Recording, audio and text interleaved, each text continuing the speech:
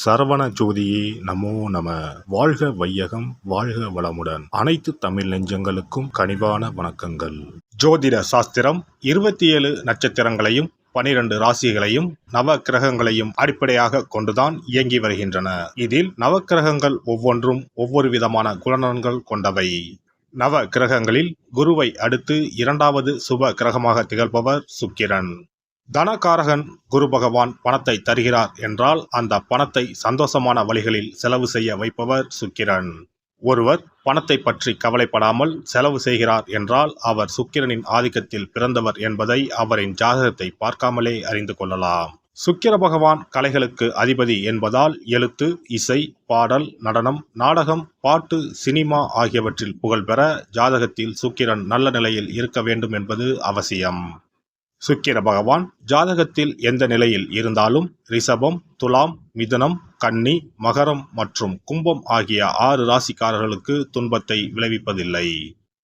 ரிஷபத்திலும் துலாம் ராசியிலும் ஆட்சி பெறும் சுக்கிர பகவான் தனது எதிரியான குருவின் வீடான மீனத்தில் உச்சமடைகிறார். தனது நண்பனான புதனின் வீடான கன்னியில் நீசமடைகிறார். ஜாதகத்தில் சுக்கிரன் வலுவிழந்தால் அவரின் திருமண வாழ்க்கையில் தடைகள் ஏற்படும் வாய்ப்புகள் அதிகம். சுக்கிர பகவான் ஜூலை மாதம் 31ஆம் தேதி சிம்ம ராசிக்கு பயிற்சியாக போகிறார். காதல் கிரகமான சுக்கிர பகவான் நெருப்பு ராசியான சிம்மத்தில் புதனோடு கூட்டணி சேரப்போகிறார். ஜூலை மாதம் 31ஆம் தேதி இந்த சுக்கிர பயிற்சி நடைபெறுகிறது. ஆகஸ்ட் மாதம் 23ஆம் தேதி வரை சிம்மத்தில் சுக்கிர பகவான் சஞ்சரிப்பார். சுக்கிர பகவான் ஜூலை மாதம் இறுதியில் சிம்ம ராசியில் நுழைந்து புதனுடன் இணைய இருப்பதால் லட்சுமி நாராயண ராஜயோகம் உருவாகும். மேலும் ஆகஸ்ட் மாத மத்தியில் சூரியனும் சிம்ம ராசிக்கு வருவதால் சுக்கிராதித்ய ராஜயோகம் உருவாகும். புதன் சுக்கிரனோடு ஆட்சி பெற்ற சூரியனும் இணைவதால் உங்கள் ராசிக்கு என்ன பலன்கள் கிடைக்கப் போகிறது, எதில் எல்லாம் கவனமாக இருக்க வேண்டும் என்று பார்க்கலாம்.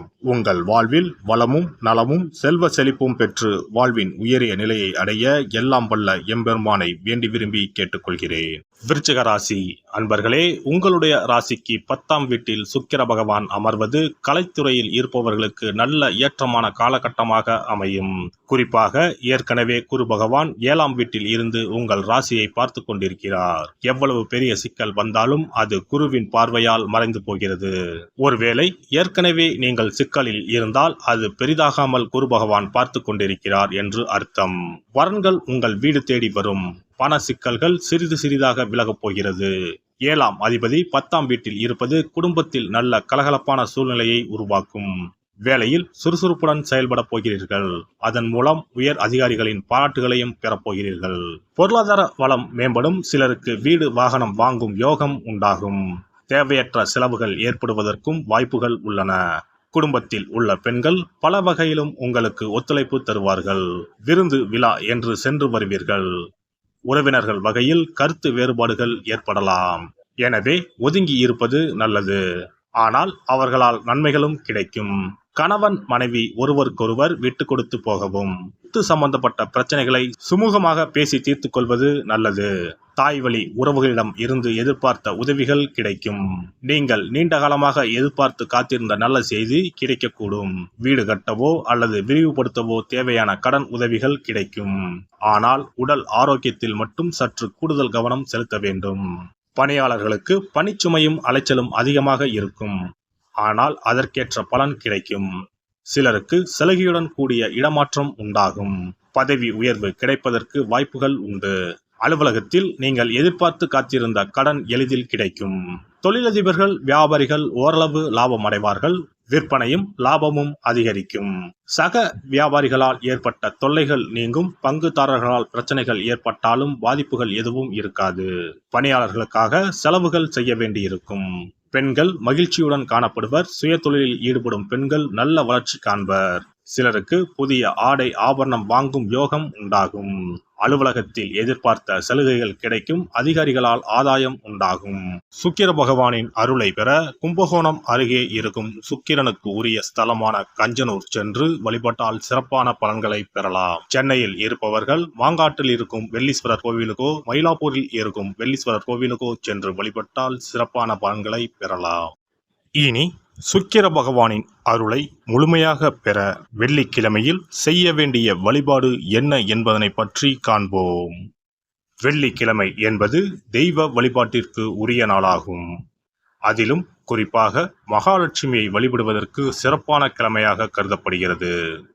நமக்கு செல்வத்தை வாரி வழங்கக்கூடிய மகாலட்சுமி தேவியும் குபேரனும் நம்முடைய பூர்வ ஜென்ம கர்ம வினைக்கு ஏற்ப பலாபலன்களை கொடுக்கிறார்கள். அதை அனுபவிக்க செய்யும் பொறுப்பு சுக்கிர பகவான் பார்த்துக் கொள்கிறார். ஒருவர் செல்வந்தராக இருப்பதற்கு ஜாதகத்தில் சுக்கிரன் அருள் கட்டாயம் இருக்க வேண்டும். சுக்கிரனுடைய அருள் பெற வெள்ளிக்கிழமையில் சுக்கிரஹோரை வரும் நேரத்தில் இவ்வாறு வழிபாடு செய்தால் சுபபோக வாழ்க்கையை அனுபவிக்க முடியும். ஒருவருடைய ஜாதகத்தில் சுக்கிரன் நீச்சம் பெற்றால் உடல் ரீதியான ஆரோக்கிய ரீதியான பாதிப்புகள் ஏற்படும். சொத்து சுகங்கள் எவ்வளவு இருந்தாலும் அதை முழுமையாக அனுபவிக்க முடியாமல் செய்துவிடும். பெரிய பெரிய பணக்காரர்களை எடுத்துக்கொண்டால் அவர்களிடம் எவ்வளவு காசு கொட்டி கிடந்தாலும் சுக்கிர தசை இல்லை என்றால் அவ்வளவு பணமும் வீண் விரயமாகத்தான் போகும். குறிப்பாக மருத்துவ செலவுகள் செய்தே சொத்துக்கள் அழியும் நிலை வரும். இதற்கு சுக்கிர பகவானுடைய வழிபாடு நல்ல ஒரு பலனை கொடுக்கும். சுக்கிர பகவானுக்கு வெள்ளிக்கிழமை என்பது உரிய தினமாகும். சுக்கிரன் அருள் பெற வீட்டில் வெள்ளி பொருட்களை பயன்படுத்துவது நலமாகும். வெள்ளியில் சுக்கிரன் வசிப்பதாக ஐதீகம் உள்ளது. வெள்ளி பொருட்கள் கொண்டு பூஜை செய்தால் சகல சௌபாக்கியங்களும் உண்டாகும்.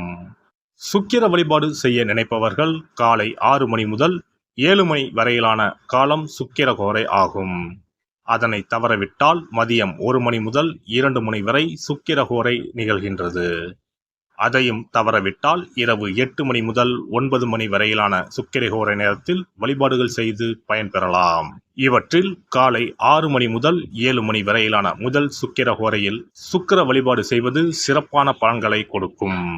காலை முதல் மாலை வரை உபவாசம் இருந்து சுக்கிர பகவானுக்கு உரிய காயத்ரி மந்திரத்தை உச்சரித்து கல்கண்டு சேர்த்த சர்க்கரை பொங்கலை நைவேத்தியம் படைத்து வெள்ளை நிற பூக்களால் அர்ச்சனை செய்ய வேண்டும். சுக்கிர தசை நடப்பவர்களும் சுக்கிரன் நீச்சம் பெற்ற ஜாதகக்காரர்களும் இந்த வழிபாடு செய்வது சிறப்பான பலன்களை கொடுக்கும். சுக்கிர தசை நடக்கும் பொழுது சுக்கிர வழிபாடு செய்து வர வருமானத்தை சுகமான வாழ்க்கை வாழ்வதற்கு உரிய வகையில் பயணிக்க செய்யும். வீடு நிலம் வாங்குவது, ஆடம்பர பொருட்கள் சொத்துக்கள் போன்றவற்றை வாங்க வைக்கும். அதுவே சுக்கிரன் நீசம் பெற்ற காலத்தில் இந்த வழிபாடு செய்பவர்களுக்கு வீண் விரயங்கள் இல்லாமல் ஓரளவிற்கு வறுமையிலிருந்து பிழைக்கச் செய்யும். வெள்ளிக்கிழமையில் நவக்கிரக கோவிலுக்கு சென்று சுக்கிர பகவானுக்கு வெள்ளை வஸ்திரம் சாற்றி வழிபாடு செய்யலாம்.